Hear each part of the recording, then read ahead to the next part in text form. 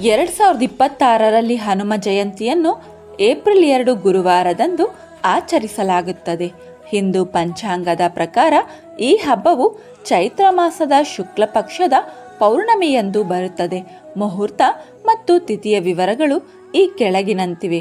ಹನುಮ ಜಯಂತಿ ದಿನಾಂಕ 2 ಏಪ್ರಿಲ್ 2026 ಗುರುವಾರ.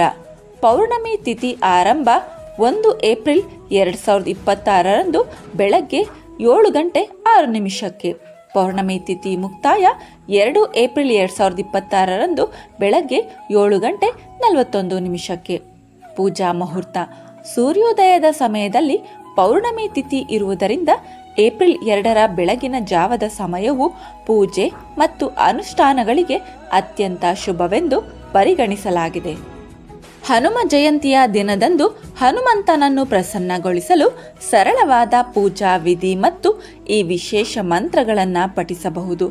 ಸರಳ ಪೂಜಾ ವಿಧಿವಿಧಾನ: ಶುದ್ಧಿ: ಬೆಳಗ್ಗೆ ಬೇಗ ಎದ್ದು ಸ್ನಾನ ಮಾಡಿ ಶುಭ್ರವಾದ ಬಟ್ಟೆ ಧರಿಸಿ, ಸಾಧ್ಯವಾದರೆ ಕೆಂಪು ಅಥವಾ ಹಳದಿ ಬಣ್ಣದ ಬಟ್ಟೆ ಧರಿಸುವುದು ಉತ್ತಮ.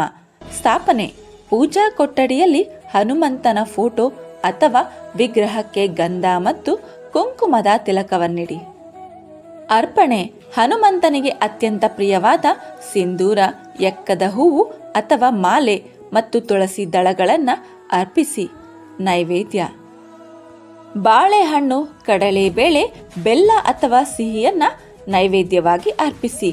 ದೀಪ: ಸಾಸಿವೆ ಎಣ್ಣೆ ಅಥವಾ ತುಪ್ಪದ ದೀಪವನ್ನು ಹಚ್ಚಿ. ವಿಶೇಷ ಮಂತ್ರಗಳು: ಪೂಜೆಯ ಸಮಯದಲ್ಲಿ ಈ ಕೆಳಗಿನ ಮಂತ್ರಗಳನ್ನು ಜಪಿಸುವುದು ಮಂಗಳಕರ. ಮೂಲ ಮಂತ್ರ ಓಂ ಹನುಮತೆ ನಮಃ. ಇದನ್ನು 108 ಬಾರಿ ಜಪಿಸಿ. ಹನುಮಾನ್ ಚಾಲೀಸ: ಹನುಮಾನ್ ಜಯಂತಿಯಂದು ಹನುಮಾನ್ ಚಾಲೀಸ ಪಠಿಸುವುದು ಅತ್ಯಂತ ಶ್ರೇಷ್ಠ. ಇದು ಎಲ್ಲ ಸಂಕಷ್ಟಗಳನ್ನು ದೂರ ಮಾಡುತ್ತದೆ ಎಂದು ನಂಬಲಾಗಿದೆ. ಗಾಯತ್ರಿ ಮಂತ್ರ: ಓಂ ಆಂಜನೇಯಾಯ ವಿದ್ಮಹೆ ವಾಯುಪುತ್ರಾಯ ಧೀಮಹಿ ತನ್ನೋ ಹನುಮಾನ್ ಪ್ರಚೋದಯಾತ್. ಗಮನಿಸಬೇಕಾದಂತಹ ಅಂಶಗಳು: ಹನುಮಂತನ ಪೂಜೆಯಲ್ಲಿ ಶುದ್ಧತೆ ಮತ್ತು ಭಕ್ತಿ ಬಹಳ ಮುಖ್ಯ. ಸಾಧ್ಯವಾದರೆ ಹತ್ತಿರದ ಆಂಜನೇಯ ಸ್ವಾಮಿ ದೇವಸ್ಥಾನಕ್ಕೆ ಭೇಟಿ ನೀಡಿ ಪೂಜೆಯನ್ನು ಸಲ್ಲಿಸಿ.